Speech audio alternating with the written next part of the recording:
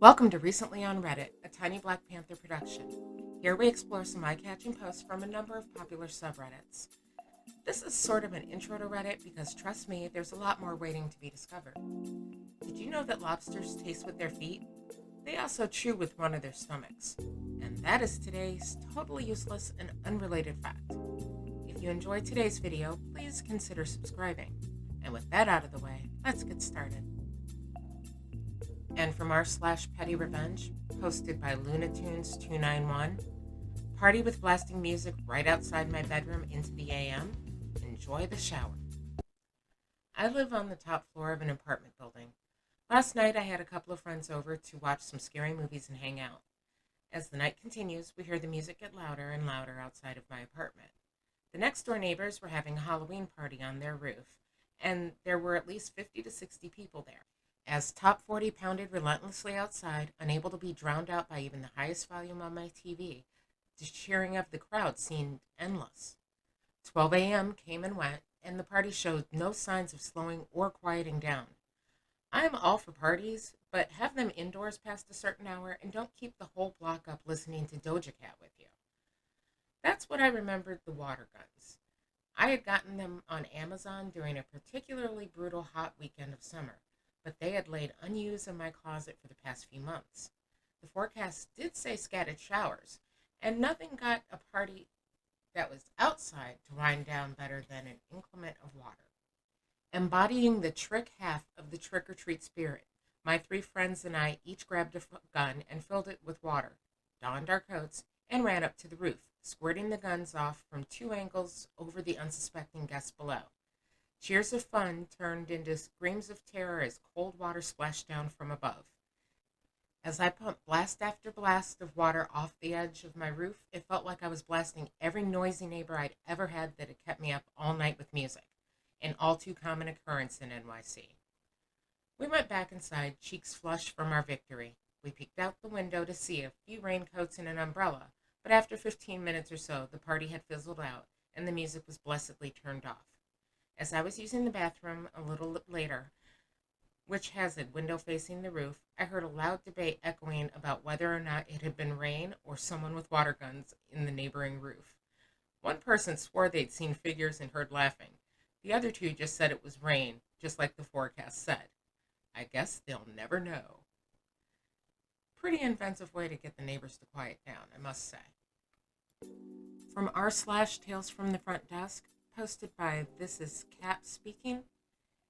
No, I'm not going to wake a guest for your stupidity. Some backstory first. This guest, let's call her Karen, was checked into a room and she did not like the room. Said the carpet was sticky. Alright, so my coworker moves Karen to another room. Mind you, I haven't come on shift yet. This was around 7 p.m. and I don't get on until 11 p.m. I'm now on shift. My coworker informs me the room, let's call it 999, was checked for the sticky carpet, but housekeeping and management didn't find anything wrong, so they made sure the room was put back to VR, aka vacant ready. But just to be sure, they put it also as OOO, aka out of order, but could be used if needed, and I could reduce the rate to room 999. It's about 12:30 a.m. when a couple comes in, super nice, and not from the area. They're just really understanding that I am sold out, but I offer them room 999. I tell them it's going to be a reduced rate, but the carpet may have some stains from a previous guest. The couple really didn't care, they just don't want to drive anymore. I proceed to take the room back from out of order and check them in. After that, the night is quiet and I'm enjoying the night with some anime on my iPad after completing all the tasks and restocking the marketplace. Until 6:50. 10 minutes before the end of my shift. I get a call from the former guest of room 999 saying she can't find her keys and that she left them in the room. I tell her that the room has already been cleaned and sold to someone else, so her keys would be in housekeeping department if they were found. Housekeeping doesn't come in until 9 a.m. She tells me to go to the office to look for them, and I inform her that I cannot because I'm the only one on the property currently. She makes a big scene that this is a terribly run hotel if only one person is here. My property is only 288 rooms, not a big fancy 5-star resort. We have security, but they have already gone home at 6 a.m. She's giving me that entitled vibe as to leave the front desk to go find her keys, and I tell her I cannot leave the front desk until my coworker arrives. Her husband has now come down and is on the phone with corporate saying I won't cooperate with them. And not 3 minutes later, corporate calls asking why I'm not helping the guest out. And of course, corporate hearing the one side is giving me grief. So I tell the woman from corporate what's going on, and she hangs up on me, leading me to believe that either corporate had better things to do or this wasn't corporate at all, but a family member pretending to be, so I would be scared. You can't scare someone who is following protocol and has awesome bosses. My coworker comes in and she darts for him, saying in her Karen voice, "Oh, look, another employee." Then she proceeds to tell him that I'm not helping her look for her keys. My coworker who just got there has that, "Oh man, I just clocked in" look, and I feel for him. He's a supervisor and I'm the MOD. So technically, I still have the higher authority. So I ask him to mind the front desk while I go to housekeeping to look in the lost and found. Short story long, no keys.